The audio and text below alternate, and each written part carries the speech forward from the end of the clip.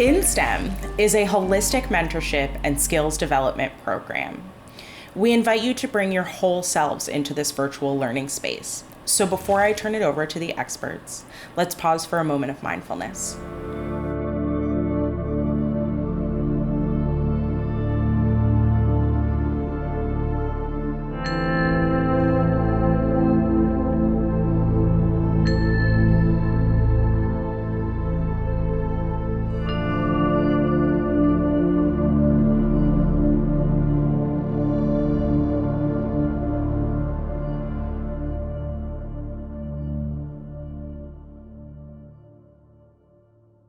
My name is Megan Roberts. I'm the Vice President of Education at Desmos, and my background is in education, particularly science and mathematics education, and nonprofits. I think that today, students put too much pressure on themselves to get the perfect job right after college. And the advice that I often give is don't get the perfect job, get the perfect job for right now.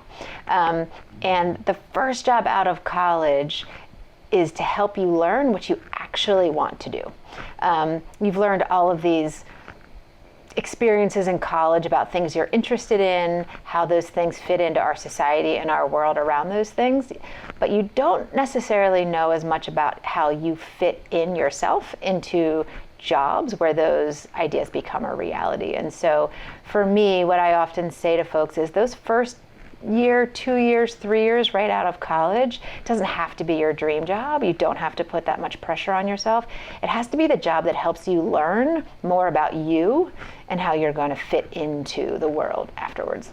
My first job out of college, I often say, was the worst job ever for all of the best and worst reasons.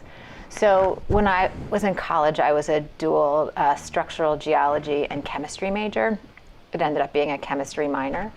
And I had this fantasy that I wanted to be a geologist. I was really interested. For me, it was this perfect nexus of science and history and having a sort of an impact, a positive impact on the environment. And so the first job I got out of college was the term geologist. And I remember I was doing what all of my friends were doing. Spring of our senior year, we were applying to every company, every organization that seemed like it fit the bill. And at the time, looking back, I remember I was much more interested in the title of the job than I was paying a lot of attention to what I'd be doing in that job. And so I got the job. I was a geologist. I think I was an associate geologist, though, to be specific. And I was working for a consulting company that had big government contracts with the Geological Society. And our job was to assess the quality of any possible oil or gasoline spills in groundwater and soil. And so really what that meant was I was spending an enormous amount of time in hardware store parking lots and backs and behind gas stations pulling soil samples that I put into little baggies, quite honestly, or little tubes, and we sent away to some lab that did the real science. I also spent an enormous amount of time sitting at a desk answering phone calls. And so it was not nearly as sexy as it sounded to me at the time. And what I realized about myself was that A, I had no idea what it meant to be a geologist. And B, and this was sort of, I think, the biggest learning for me, and also something that I often advise students and folks who are looking for jobs now, is I learned a lot about what it meant to have a boss. And that's something that college can't really teach you. Of course, you have work and assignments and practicums and internships, so you're accountable to other humans. But I remember the first time for me, my first job out of college, I had a boss who taught me a lot about what it meant to have someone tell you what to do all day. And that was a really big eye-opener for me, and it taught me to think very deeply about who I'd be working for when I apply for jobs, that I think is of paramount importance. So that was my first job ever. The good news is that I stayed in science education for the next 30 years. I have not had a job called associate geologist since, but so it made me think more deeply about how I wanted to put my content knowledge into practice as a profession.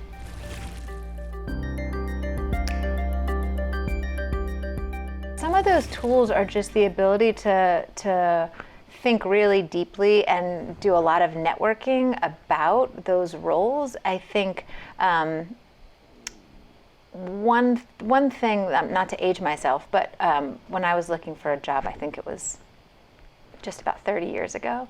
And so the world of not just social media, but media in general has just really expanded the menu of possibilities of students who are looking for jobs to learn more about what they would and wouldn't be doing. And so I think that one can, just to be literal, if someone wants to be an associate geologist now or just a geologist, you can watch videos of people who talk about what it's like to be a geologist. You can watch videos about people who talk about what it's like to be a geologist right out of college. And so I think the use of watching archived videos that aren't marketing and aren't sales, but are found in all sorts of easy access is a really powerful tool to sort of look at behavior and people and experiences in 3 dimensions, where a long time ago you were evaluating jobs in 2 dimensions. You only had print, and now you can actually really spend as much time as you have, quite honestly, knowing the people who fill those roles and the relationships that you can sort of see when you look at watching videos, or even just talking to people in real time, following them on social media, looking at videos on their website. I just think the more you can understand the life of a company and the life of a job you might have, the better equipped you'll be to decide if you fit into that. I mean, there's lots of tools for actually applying for those jobs, but in terms of knowing yourself, the more you can bring those jobs to life in your own mind, the better you'll be able to make decisions about what works for you.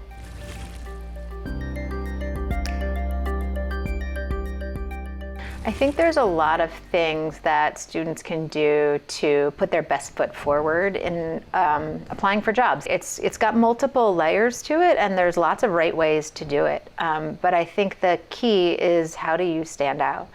So one thing I would say is write really well and really thorough.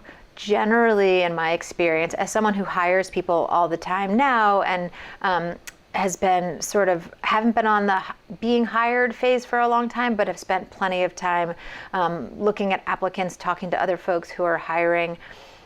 Cover letters are just as much an assessment of your writing ability as they are anything else. And so always write well, regardless of whether the job is asking you to submit a writing sample. And this is the harder one. This is where you need to be vulnerable, but I think it's super important to always have someone you trust read your application, whether that application is a cover letter and your resume, whether that application is a document that you need to complete. Always have someone else reading it for you. And don't just say, do you have any feedback for me, which is too open-ended. And if the people you ask to read your application love you and trust you, they might not want to hurt your feelings. And so they might say, it looks great, I have one tiny suggestion.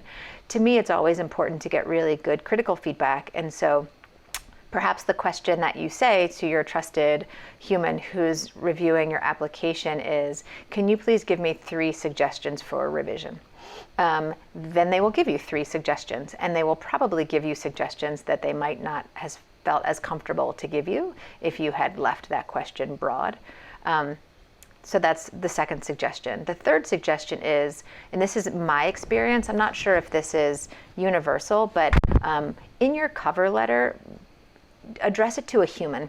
The dear hiring committee, dear committee of people applying or interviewing people for this particular job falls really flat to me. Take the time, go to the company's website, see who's hiring this position. If you don't know who it is, find out the hiring manager's name. Every company has a people operations manager, a head of HR. You might know who you're applying to. Whoever it is, even if you get the name wrong, it is much better, in my opinion, to send a cover letter to a human than it is to a title. So that would be a very important suggestion to me. The last thing I would say, and this is sort of the application part, it's not even the interview part, is don't be scared of applying for jobs through some of the online portals, Idealist, LinkedIn. I don't want to market some spaces and not others, but don't be afraid to do that. But don't take the shortcuts. LinkedIn, for example, is a great way to see what jobs are out there. But in my experience, they have an easy apply option. An easy apply option means that you can just click a button and submit your resume. I never read applicants if they have not submitted a cover letter.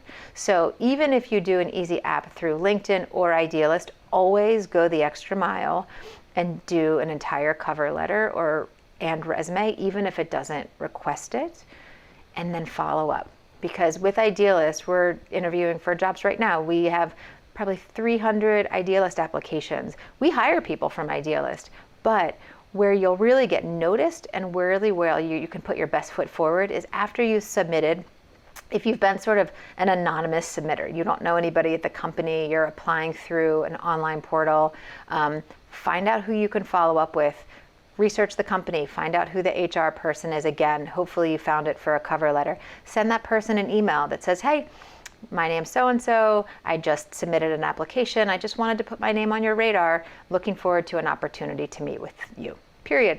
And then the person has received a personal email from you and they've also received your application. Don't go overboard, don't email them again, but you'll get noticed. You will get your best foot forward if you apply thoroughly and comprehensively with an excellent cover letter that's well written and peer reviewed, and if you send a follow-up email so that your name stands out. The one thing I would say about applying and finding your space of vulnerability to try to be noticed that I would add is it's also important that you're brief. So sometimes when we're unsure of what to say or we're unsure of what to write, and this is sort of in general in our lives, we sometimes say too much. But the more confident you are and the more organized you are in your thinking, you'll be able to say just as much in many fewer words. We've all heard the expression TLDR, too long didn't read. Your cover letter should not be TLDR. The email that you send to the hiring manager should not be TLDR. It is not meant to be a diatribe. It is meant to serve a point. And so finding brevity in your written words will also go a long way.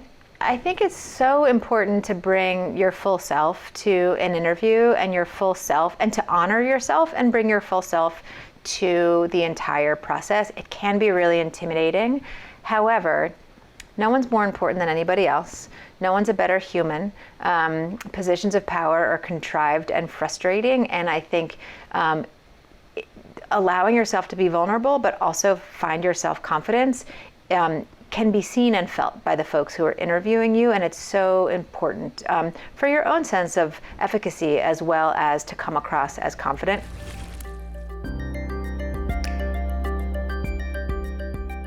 I think it's really important when you're preparing for an interview that you prepare two different components. One is to research the company, and the other is to research yourself within that company. And I think so often students and folks who are looking for jobs for the first time forget to think about themselves in the company. And so when you research the company, I recommend that you really, really research the company. And that goes beyond reading the job description that you have been given or have found. And so find out who runs the company, learn about that human, research folks who work there, follow them on social media. Don't stalk them, but just follow them. See about things they believe in. See if you can find any videos that have, if you're CEO of the company or the executive director of the company is a public speaker, or they've given talks at conferences, find a video. They're there. YouTube has them. If you can watch a 5 or a 10-minute video on someone in that company talking about the work that that company does, it will really shed light. And again, going back to this concept of 3D, it'll make the company much more three-dimensional to you about how you understand it's where your interest lies. After that, you need to research yourself within the company. This is, to me, a really, really, really important part of interviewing, and something that I have done wrong myself on both sides. I think you need to not rest on how much you've learned about the company when preparing for an interview. I highly recommend to students when they're applying for jobs to run the mock interview. Write down 5 questions that you think will be asked to you, and write down the answers of those 5 questions that you think will be asked to you. and then verbalize yourself answering those questions, whether you record it or say them out loud. I say that because very often I've been interviewing folks and they go on and on and on because they're very nervous. And that's natural and that's to be expected. But it's also clear to me that they haven't planned anything about what they're going to say. Often when you have a first interview, you can anticipate they're going to ask you, why did you apply for this job? What interests do you have in our company? What are some of your greatest strengths? What are some of the things that you still need to work on in yourself? You can find these interview questions in lots of places. Take the time to write them out. And remember, you are being interviewed, so always be honest, but always put your best foot forward in what you say about yourself when you're answering these questions. And then finally, always have questions. At the end of an interview, someone will say to you, do you have any questions for us? Please don't ever say, no, I think we covered it. This has been great. Ask questions. You want to ask questions for two reasons. One, because you want to show them that you are a professional and that you are a deep thinker and that you want to learn more and you're proactive. Always ask questions for that reason. Also always ask questions because you want them to know that you're considering them as much as they're considering you. And so goes back to that bring your whole self to the interview concept. You are a human, you are just as important as they are. Yes, they are interviewing you, but you have a lot to offer. You have a 10x value that this company needs, and you need to make sure that right out of the gate that you let them know that you're interested in how they evaluate the success of their company. How do folks move through the company? What are opportunities to continue learning throughout the company? Always bring them up. Don't be overly assertive early on, be inquisitive. They're very different places to be.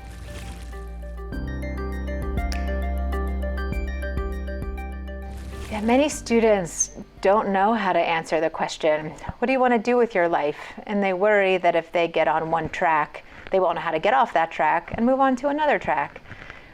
So the advice that I often give students in this context is that in the short term, if a hiring manager asks you the question, what do you want to do with your life? I mean, who knows what they want? I don't know what I want to do with my life. I don't think that's the right question. So if a hiring manager asks you that question, I always recommend reframing that question back to the hiring manager to help them help you answer it. And so you could say back to the hiring manager, I don't know exactly what I want to do with my entire life, but I know what I want to do with my life right now. And that's how I would recommend that you start the answer to that question so that you can be honest with yourself and with a hiring manager. I'm a big believer in 18 months as a timeline of goals and tracks. And I think that for me, when I'm hiring someone, for me in my life, for people who are looking for jobs, whether it's their first time, if someone says to me, what do you want to do in the next 18 months? I can answer that question. My advice is answer from two fronts. Answer from where you want to be professionally in your career, and answer what kind of person you want to be professionally in your career. So if someone says to you, where do you see yourself in the next 2 years? You can say, well, at your company, I'd really like to continue to learn more about marketing and communications, and I really hope to, in the next 2 years, have the opportunity to run a social media campaign. For myself, what I hope to accomplish in the next 2 years is to really expand my toolbox of how I work on teams and learn from great leaders who can help me better understand the larger landscape of social media so I can build my own confidence in being a leader in this space. So those are two different answers that combined together are powerful and comprehensive. What do you want to do at a company in the next 2 years, and who do you want to be as a professional? How do you want to grow in 2 years or 18 months? I think will help you put your best foot forward.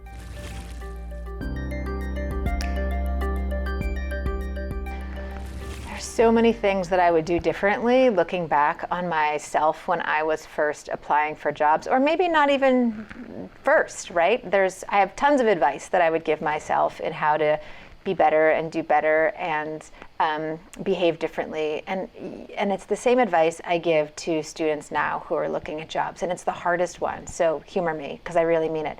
Always negotiate. It sounds so scary. You've never had a job before, you are finally offered a job, you're ecstatic, you get an offer letter and you can't wait to sign it. Don't sign it. Always negotiate. It doesn't have to be about money. You can negotiate about money. That's the hardest one to negotiate. If you're okay with the salary, maybe not there, but here's why you want to negotiate. Either you have people in your life you need to take care of. You need a slightly flexible schedule. You want to start a week earlier. You want to start a week later. You need a laptop at home if it's a remote company. You'd like that company to pay for it. They hadn't offered yet. You want to have every Friday, you have an appointment, a personal appointment. You want to make sure that you negotiate that into your contract or your decision making. Always negotiate.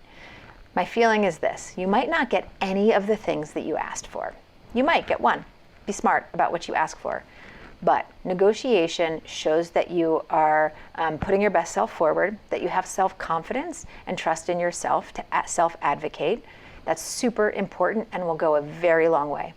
It also ensures that you're not, that you're being treated in the ways that you deserve to be treated in terms of what the offer is. There are times when folks right out of college are interviewing for jobs. And in my experience, sometimes they are not given a package that they deserve because there can be a sense of they just got out of college, they'll take anything we offer them. And sometimes I can understand that, but always negotiate. It shows your self-confidence and it shows the company that you are bringing your whole self to this job and that you stand up for yourself and that you are someone that they would be excited to have on your team. Always negotiate. I also say this delicately, but I also think folks who come from marginalized groups of humans who are not always given the respect that they deserve, whether there's are folks from the LGBTQ community, women, people of color, always negotiate. Sometimes that level of advocacy needs to come from us if it's not coming from someone else. So I think it's really, really important that we respect ourselves and demand others to respect us.